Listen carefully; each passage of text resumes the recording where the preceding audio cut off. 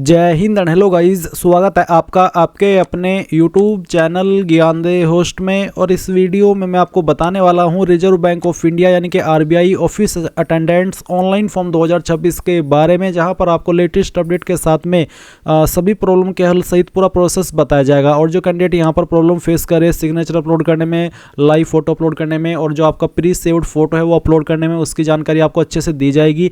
And guys कैसे आपको form को फाइनल सबमिट तक लेकर के जाना उसके बारे में पूरी इन्फॉर्मेशन अच्छे से एक्सप्लेन की जाएगी। तो वीडियो को आपको पूरा देखना है।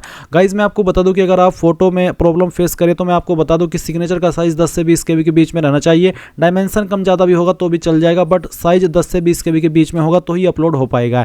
एंड चलिए यहाँ पर मैं शुरू से लेकर आखिर तक एक एक पॉइंट आपको एक्सप्लेन करता हूँ। उसके पहले कहना चाहूँगा कि अगर आपने अभी तक वीडियो को लाइक शेयर नहीं किया हो तो फटाफट से लाइक शेयर करके चैनल को सब्सक्राइब करके बेल आइकन ऑन कर ले। फिर जो लिंक वीडियो को डिस्क्रिप्शन में दिया है आप ओपन करेंगे, आपको जानने को मिलेगा कि 572 पोस्ट पर ये भर्ती निकाली हुई है। इसके फॉर्म आप लोग 4 फरवरी 2026 तक भर पाएंगे। एंड 10वीं पास कैंडिडेट अप्लाई कर सकते हैं। फीस जनरल ओबीसी डब्ल्यूएस के लिए 450, एससी एसटी के लिए 50, पीएच दिव्यांग के लिए 50 और अलग से सभी कैटेगरी को 18% उनकी फीस पर जीएसटी देनी होगी। एज लिमिट 18 से 25 साल है जो कि 1/1/2026 तक काउंट की जाएगी। सैलरी आपको यहाँ पर जो अप्रोक्सीमेटली मिलेगी पर मंथ वो आपको 46,000 रुपये मिलने वाली है। सिलेक्शन आपका ऑनलाइन टेस्ट और लैंग्वेज प्रोफिशिएंसी टेस्ट के द्वारा किया जाएगा। एग्जाम पैटर्न आपका कैसा रहेगा उसकी इन्फॉर्मेशन यहाँ पर दी गई है। सिलेबस की इन्फॉर्मेशन दी गई है। सेम इन्फॉर्मेशन मैंने आपको वीडियो के माध्यम से भी दे रखी है। आप इस वीडियो को वॉच करके एग्जाम पैटर्न और सिलेबस के बारे में पूरी जानकारी जान सकते हैं। अब ये सब इन्फॉर्मेशन चेक करने के बाद, वॉच करने के बाद अगर आप इसमें एलिजिबल अप्लाई करने के लिए तो इंपॉर्टेंट लिंक के सेक्शन से अप्लाई ऑनलाइन लिंक ओपन करेंगे। अब गाइज आपके सामने यहाँ पर ये वेबसाइट आ जाएगी और यहाँ पर आ जाने के बाद में आपको click here for new registration इसके ऊपर क्लिक करना है। मैं आपको बता दूं कि अगर ये वेबसाइट आपके मोबाइल में ओपन नहीं हो रही है तो आपको अपने मोबाइल को लैंडस्केप मोड में चलाना है, यानी कि ऐसे चलाना है जैसे कि आप मोबाइल में कोई गेम खेलते हैं, ये वीडियो देखते हैं, तब जाकर के वेबसाइट ओपन हो जाएगी। एंड गाइज जैसे ही ओपन हो जाए तो यहाँ पर सबसे पहले आपका जो फर्स्ट नेम है वो आप एंटर करेंगे 10th के सर्टिफिकेट के अकॉर्डिंग। फर्स्ट नेम को दोबारा डाल करके वेरीफाई करेंगे। फिर यहाँ पर आपका मिडिल नेम डालेंगे, मिडिल नेम ना हो तो खाली छोड़ दे। और उसके बाद में जो आपका लास्ट नेम है वो एंटर करेंगे। लास्ट नेम को भी दोबारा डाल करके वेरीफाई कर देंगे। फिर यहाँ पर गाइज आपको नीचे अपना जो मोबाइल नंबर है वो एंटर करना है। मोबाइल नंबर को दोबारा डाल करके वेरीफाई करना है। अल्टरनेटिव नंबर के अंदर अगर आप कोई अन्य नंबर देना चाहते तो आप यहाँ पर डाल देंगे, नहीं तो चाहे तो आप इस ऑप्शन को खाली छोड़ सकते हैं। फिर ईमेल आईडी में आपकी ईमेल में @ से पहले जो कुछ भी आता है वो आप यहाँ पर टाइप कर देंगे और डोमेन नेम्स के ऊपर क्लिक करके सेलेक्ट कर लेंगे कि किस डोमेन पर आपकी ईमेल आईडी है। जैसे कि मेरी ईमेल आईडी gmail.com पर है तो मैं यहाँ पर gmail.com सेलेक्ट करूँगा, तो आपको भी आपका जो डोमेन है वो इस तरह से सेलेक्ट कर लेना है।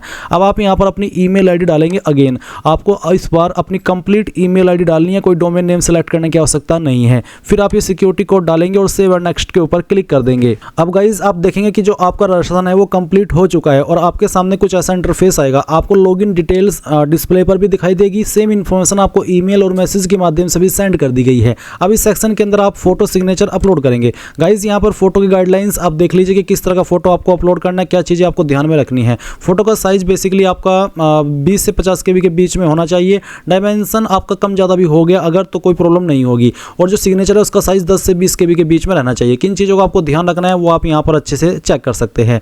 और गाइज अब आप क्या करेंगे, आप यहाँ पर इसमें चूज फाइल के ऊपर क्लिक करेंगे और जो आपका फोटो आपके पास है वो फोटो सेलेक्ट करना, ओपन करना। आपका फोटो इस तरह से प्रोसेसिंग होकर के यहाँ पर आ जाएगा। अब आप यहाँ पर आपका लाइव फोटो अपलोड करेंगे यूजिंग वेब कैमरा। अगर वेब कैमरा नहीं है यानी कि कंप्यूटर नहीं है तो आप यहाँ पर नीचे क्लिक है टू स्कैन इसके ऊपर क्लिक करेंगे। इस QR कोड को स्कैन करेंगे अपने मोबाइल से और अपने मोबाइल से आपका लाइव फोटो अपलोड कर सकते हैं। तो मैं यहाँ पर वेब कैमरा से फोटो अपलोड कर देता हूँ। मैं कैप्चर फोटो के ऊपर क्लिक करता हूँ, आपका जो कैमरा है वो ऑन हो जाएगा। फिर आप यहाँ पर आपका फोटो कैप्चर करेंगे। कैप्चर करने के बाद आप इसको सेव कर देंगे। सेव करने के बाद आपका फोटो यहाँ पर आ जाएगा। फिर आप यहाँ पर I confirm that this is my valid photo इसके ऊपर टिक करेंगे।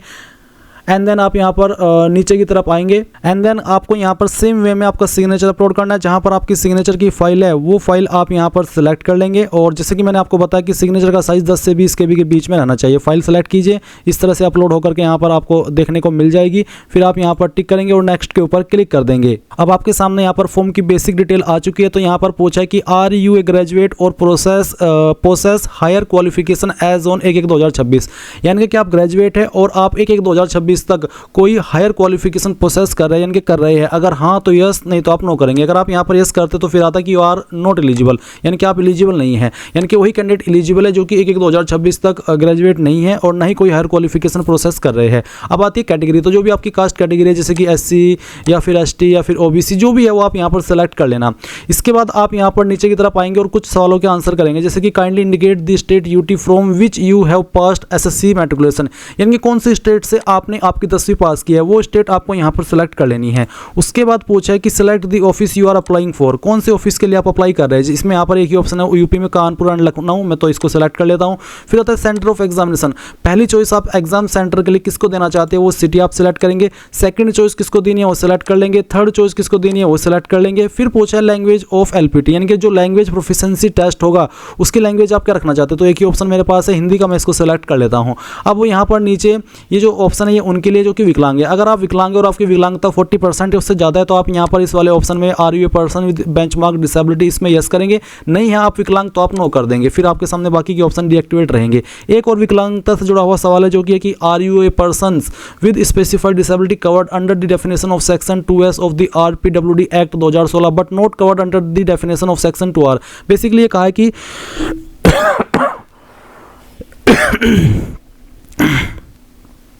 क्या आप RPWD एक्ट 2016 के अंतर्गत विकलांग कैटेगरी के अंदर आते हैं और आप लिखने में असमर्थ है और आपको उसके लिए स्क्राइब चाहिए, अगर हाँ तो यस, नहीं तो आप नो कर देंगे। तो इसके बाद आप नीचे आएंगे और देखेंगे are you an ex serviceman, क्या आप एक्स सर्विसमैन है, अगर है तो यस, नहीं तो आप नो करेंगे। फिर पूछा कि क्या आप एक डिसेबल्ड एक्स सर्विसमैन है, अगर हाँ तो यस, नहीं तो यहाँ पर भी आपको नो कर देना है। फिर एक और सवाल है कि are you a dependent of serviceman killed in action, यानी कि DXS, यानी कि क्या आप उनके आश्रित है जो कि सर्विसमैन थे और जब वो जॉब कर रहे थे उनकी मृत्यु हो गई थी, अगर हाँ तो यस, नहीं तो आप यहाँ पर नो करेंगे। इसके बाद एक और सवाल है कि are you seeking relaxation under widow divorced women judicially separated from their husband and who are not remarried, यानी कि क्या आप विडो है, डाइवोर्स्ड है वुमेन, या फिर आप अपने पति से अलग हो गए और आपने दोबारा शादी नहीं की, तो क्या आप उसके लिए रिजर्वेशन अलग से चाहते, रिजर्वेशन नहीं माफ़ी चाहता हूँ, रिलैक्सेशन यानी कि जो छूट मिलती है क्या वो आप चाहते हैं, अगर हाँ तो यस, नहीं तो आप नो करेंगे। फिर एक और सवाल है कि are you current full time staff of RBI, क्या आप RBI के फुल टाइम स्टाफ है, अगर हाँ तो यस, नहीं तो आप नो करेंगे। फिर एक और सवाल है कि are you an ex employee of RBI, यानी कि क्या आप RBI के एक्स एम्प्लॉय है, पहले आपने जॉब किया RBI के अंदर, अगर हाँ तो यस, नहीं तो यहाँ पर भी नो कर देंगे। फिर कंसेंट टू आधार वेरिफिकेशन, क्या आप आधार वेरिफिकेशन के लिए कंसेंट देना चाहते तो मैं यहाँ पर यस कर देता हूँ। उसके बाद आप आपका आधार कार्ड का नंबर डालेंगे, पैन कार्ड का नंबर भी डाल देंगे। नेशनलिटी में आप यहाँ पर इंडियन सेलेक्ट कर लेंगे। फिर पूछा है कि are you proficient in the language I know to read write speak and understand the language, basically क्या आप प्रोफिशिएंट है उस लैंग्वेज में जो कि आपकी स्टेट की ऑफिशियल लैंग्वेज है। जैसे कि मैं यूपी से भर रहा हूँ तो यूपी की ऑफिशियल लैंग्वेज यहाँ पर ऑप्शन में आई थी हिंदी, तो क्या हिंदी आपको लिखनी पढ़नी बोलनी और समझनी आती है, अगर हाँ तो यस, नहीं तो आप यहाँ पर नो कर देंगे। नो करेंगे तो फिर आप एलिजिबल नहीं हो पाएंगे। फिर एक और सवाल है कि whether employed in government service, quasi government organisation, government owned industrial undertaking PSU, basically ये पूछे क्या आप इनमें से किसी भी डिपार्टमेंट में एम्प्लॉयड है, अगर हाँ तो यस, नहीं तो यहाँ पर भी नो करना है। इसके बाद religion to which you belong, आपका रिलीजन क्या है, जो भी है वो आप सेलेक्ट कर लेना। उसके बाद पर्सनल डिटेल आती है, फिर आपको यहाँ पर आपका जो डेट ऑफ बर्थ है वो सेलेक्ट करना है, पहले डे, उसके बाद में आपका जो भी मंथ है वो, और फिर जो भी ईयर है आपका वो भी आप यहाँ पर इस तरह से सेलेक्ट कर लेंगे। उसके बाद में गाइज आपको इसमें आपका जेंडर सेलेक्ट कर लेना है। फिर पूछा कि आप जुड़वा भाई बहन हो, अगर है तो यस, नहीं तो आपको नो करना है। अगर आप जुड़वा है तो आप इस ऑप्शन में यस करेंगे। उसके बाद में आपको नेम ऑफ ट्विन यानी कि आपके जुड़वा का नाम भी देना है और उसका जेंडर भी बताना है। इसके बाद आता है marital status, unmarried, married, window, widower, जो भी है वो आप यहाँ पर सेलेक्ट कर लेना। फिर जो भी आपका फादर नेम है वो आप यहाँ पर एंटर कर देंगे 10th के सर्टिफिकेट के अकॉर्डिंग, और पूरा नाम आपको यहाँ पर एंटर कर देना है। देन गाइज आपको सेम वे में आपकी माता जी का नाम यहाँ पर डाल देना है। शादी हो चुकी है तो आपको आपके स्पाउस यानी कि पति या फिर पत्नी का नाम देना होगा। इसके बाद आता है एड्रेस फॉर कॉरेस्पॉन्डेंस यानी कि प्रेजेंट एड्रेस, तो जो भी प्रेजेंट एड्रेस है वो आप यहाँ पर लाइन 1, 2, 3 के अंदर थोड़ा थोड़ा पार्ट आपके एड्रेस का डाल देंगे, और कोई भी स्पेशल कैरेक्टर जैसे कि कोमा, स्लैश, ये सब आप यूज नहीं करेंगे। एंड एक बॉक्स के अंदर 35 कैरेक्टर से ज़्यादा टाइप मत करना, नहीं तो एरर आता रहेगा और आप आगे नहीं बढ़ पाएंगे। उसके बाद जो आपकी डिस्ट्रिक्ट है वो आपको यहाँ पर एंटर कर देनी है, और ये एंटर करने के बाद में आप देखेंगे स्टेट, तो आपको आपकी स्टेट सेलेक्ट करनी है। फिर आपका जो भी पिन कोड है वो भी आपको यहाँ पर डाल देना है। एंड देन नीचे परमानेंट एड्रेस और एक लाइन है same as address for correspondence, यानी कि क्या आप आपका प्रेजेंट एड्रेस और परमानेंट एड्रेस सेम है? अगर सेम है तो आप इस बॉक्स को टिक कर देना, अगर सेम नहीं है तो अनटिक करके अलग से अपना परमानेंट एड्रेस भर देना। फिर आती है choose the address for GST invoicing, यानी कि किस एड्रेस के ऊपर आप अपनी एप्लीकेशन फीस की जो जीएसटी इनवॉइसिंग यानी कि स्लिप होती है वो भेजना चाहते हैं, वो आप सिलेक्ट कर लेंगे। अब आती है बैंक डिटेल। तो बैंक डिटेल में आपको अकाउंट होल्डर नेम के अंदर जिस नाम पर बैंक अकाउंट है वो नाम यहाँ पर लिखना है, बैंक अकाउंट का नंबर देना है, नंबर को दोबारा डाल देना है अपने बैंक अकाउंट के। उसके बाद बैंक एंड ब्रांच नेम, कौन सा बैंक और कहाँ पर है। जैसे कि मेरा बैंक मान लीजिए सहारनपुर में है और वो है कोट रोड सहारनपुर, तो मैं यहाँ पर लिखूंगा कोट रोड सहारनपुर ब्रांच, इस तरह से आपको लिखना है। फिर टाइप ऑफ अकाउंट, सेविंग है करंट है, वो आपको सेलेक्ट कर लेना है और जो आईएफएससी कोड है वो भी यहाँ पर डाल देना है। ये आईएफएससी कोड आपको आपकी पासबुक या और चेकबुक के ऊपर मिल जाएगा और आप इसको ऑनलाइन वे में भी सर्च करके निकाल सकते हैं। अब आप यहाँ पर नीचे आएंगे और सभी इन्फॉर्मेशन चेक करते हुए सेव एंड नेक्स्ट के ऊपर क्लिक करेंगे। नाउ गाइज आपके सामने क्वालिफिकेशन, एक्सपीरियंस और लैंग्वेजेस का सेक्शन आ चुका है। तो यहाँ पर आ जाने के बाद में गाइज आपको ये बोला कि candidate should have pass 10th standard matriculation from the concerned state UT coming under the regional jurisdiction, यानी कि जिस ज्यूरिडिक्शन से आप अप्लाई कर रहे हैं उसी ज्यूरिडिक्शन से आपकी जो 10वीं हो पास होनी चाहिए। अब आप सबसे पहले 10वीं की इन्फॉर्मेशन देंगे, 10वीं आपने कब पास कर ली थी, वो डेट ऑफ पासिंग आपको यहाँ पर सिलेक्ट कर लेनी है इस तरह से, जैसे कि मैं आपको सिलेक्ट करके दिखा रहा हूँ। पहले ईयर, फिर यहाँ पर आपका जो मंथ है वो, उसके बाद में डे, परसेंटेज कितनी थी वो आप यहाँ पर डाल देंगे। अगर आपके नंबर सीजीपीए के अंदर है तो आप उनको परसेंटेज में कन्वर्ट करके यहाँ पर फिल करेंगे। उसके बाद में आपको यहाँ पर जिस बोर्ड से आपने आपकी जो 10वीं है वो की है उस बोर्ड का नाम आपको देना है। फिर क्या क्लास आपकी आई थी, फर्स्ट, सेकंड या पास। जिनके 60+ परसेंटेज होते हैं वो फर्स्ट क्लास में आते हैं, जिनके 45 से लेकर के 59 के बीच में रहते हैं वो सेकंड क्लास, और जिनके 33 से लेकर के 45 के बीच में होते हैं परसेंटेज वो पास क्लास में आते हैं। तो दिए गए एक्सप्लेनेशन के अकॉर्डिंग आपको आपकी क्लास सेलेक्ट कर लेनी है। अब आती है 12वीं। तो अगर आपने 12वीं भी किया तो 12वीं भी आप सेम वे में भर सकते हैं, जैसे कि यहाँ पर आपको 12th स्टैंडर्ड में बताना है कि आपका डिग्री सब्जेक्ट स्ट्रीम क्या था, तो जो भी था वो आप यहाँ पर इस तरह से एंटर कर देंगे और फिर कब आपने इसको पास कर लिया था वो आप यहाँ पर इस तरह से सिलेक्ट कर लेंगे। एंड देन यहाँ पर आपकी परसेंटेज कितनी थी वो आपको यहाँ पर डाल देनी है। फिर आपने किस बोर्ड से की है आपकी 12वीं वो आप यहाँ पर फिल कर देंगे और क्लास क्या थी वो भी सिलेक्ट कर लेंगे। अगर आपके पास 12वीं नहीं है तो आप इसको खाली छोड़ सकते हैं। अगर आपके पास एक्सपीरियंस है तो आप एक्सपीरियंस की जानकारी भरेंगे, नहीं तो आप इसको भी खाली छोड़ देंगे। फिर आती है लैंग्वेज नोन। तो जैसे कि यहाँ पर मैं हिंदी लिखता हूँ, हिंदी मुझे पढ़नी आती है, लिखनी आती है और बोलनी आती है। उसके बाद में जो आपको सेकंड लैंग्वेज आती है वो भी आप यहाँ पर लिख देंगे और बताएंगे कि मुझे पढ़नी आती है, लिखनी आती है और बोलनी आती है। इंग्लिश तो तभी टिक करने का, नहीं आती हो तो इसको ऐसे ही ऑफ रहने दीजिएगा। फिर अगर आपको कोई तीसरी लैंग्वेज आती है जैसे कि पंजाबी, गुजराती, तमिल, तेलुगु, कन्नड़ जो भी होती है, तो आप हमारे इंडिया में बहुत सारी लैंग्वेजेस हैं, तो अगर आपको कोई और आती है वो भी आप यहाँ पर लिख करके बता देंगे, नहीं तो आप यहाँ पर नीचे सेव एंड नेक्स्ट के ऊपर क्लिक करेंगे। अब आपके सामने आपके फॉर्म का प्रीव्यू आ चुका है, जो भी जानकारी शुरू से लेकर अभी तक भरी है वो सभी आप यहाँ पर चेक करेंगे और उसके बाद में यहाँ पर टिक करके कंप्लीट रजिस्ट्रेशन इसके ऊपर क्लिक करके यहाँ से ओके करेंगे, एक बार फिर से ओके करेंगे। एंड अब आपके सामने यहाँ पर लेफ्ट थंब इंप्रेशन का ऑप्शन आ चुका है और हैंड रिटन डिक्लेरेशन भी आपको दिया गया है। इसमें आपको गाइज क्या अपलोड करना है हैंड रिटन डिक्लेरेशन में मैं आपको बताऊंगा। पहले आप यहाँ पर थंब इंप्रेशन अपलोड कर दीजिए, यानी कि आपके बाएं अंगूठे का निशान या फिर दाएं का भी आप कर सकते हो। तो जहाँ पर भी थंब इंप्रेशन है वो आप सेलेक्ट कीजिए, ओपन कीजिए, आपकी फाइल इस तरह से यहाँ पर लोड होकर के आपके सामने आ जाएगी। और जैसे ही आपको आपकी फाइल यहाँ पर देखने को मिल जाए उसके बाद आप देखेंगे हैंड रिटन डिक्लेरेशन। तो गाइज हैंड रिटन डिक्लेरेशन ये रहेगा जो आपके सामने है। ये लाइंस मैं आपको हमारी वेबसाइट के ऊपर भी दे दूंगा।